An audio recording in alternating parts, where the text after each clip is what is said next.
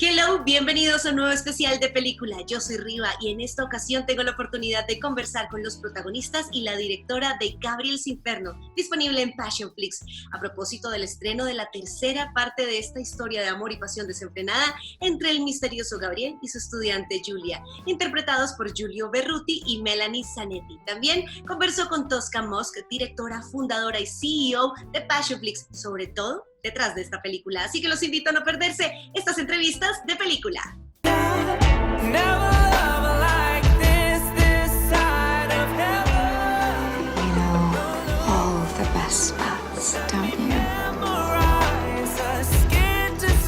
Julio, Melanie, welcome to the película. How are you? Well, thank you. We're good. Thank you. That's great. I have so many questions to ask about this beautiful adaptation, Gabriel's Inferno. So first, I'm going to start with Julio. When you read a book, your imagination goes above and beyond. Julio, how was the process to bring to life a character that was so well established in the mind of millions of readers? It was very scary, very challenging. I first of all read the screenplay, and second, I started to read the novel. Most of the time, novels and screenplay are very different. This time was because of Tosca. She's laser focused. They were very similar, and that was somehow a good point, a good way to start. Of course, it was very challenging, but at the same time, you know, Tosca, first of all, she's a reader. She's a fan and reader of the series and of the book, and I have to say that I felt very safe because she knew exactly what she wanted. Sometimes it's the opposite. Sometimes you have, you know, a white piece of paper and you have to write your own opinion about it. But this time was the opposite. Melanie, Julia looks like a really fragile woman when the movie starts, but then she keeps on growing and evolving. How do you think this woman's journey and evolution can help every woman out there who's watching her?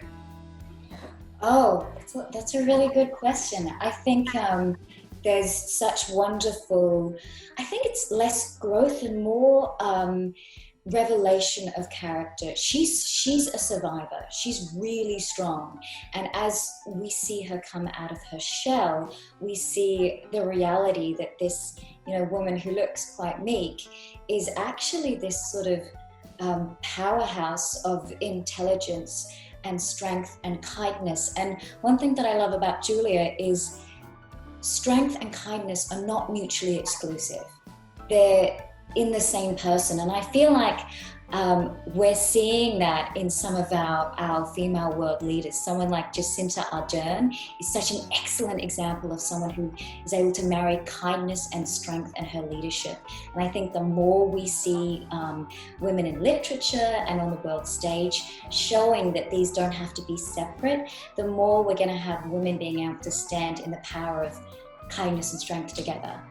My hopes and expectations when making Gabriel's Inferno is that I was able to tell a story about two people connecting, communicating, and compromising in relationships.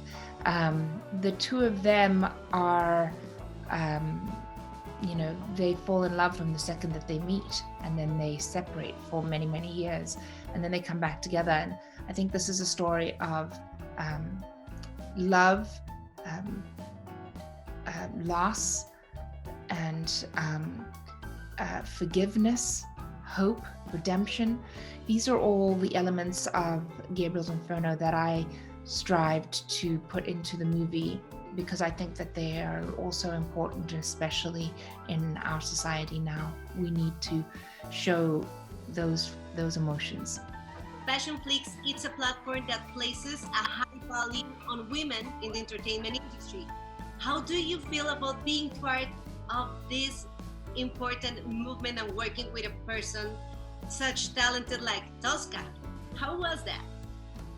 Well, Passionflix is so much of it is Tosca. It's her vision, it's her dream, it's her passion really, and love for romance novels.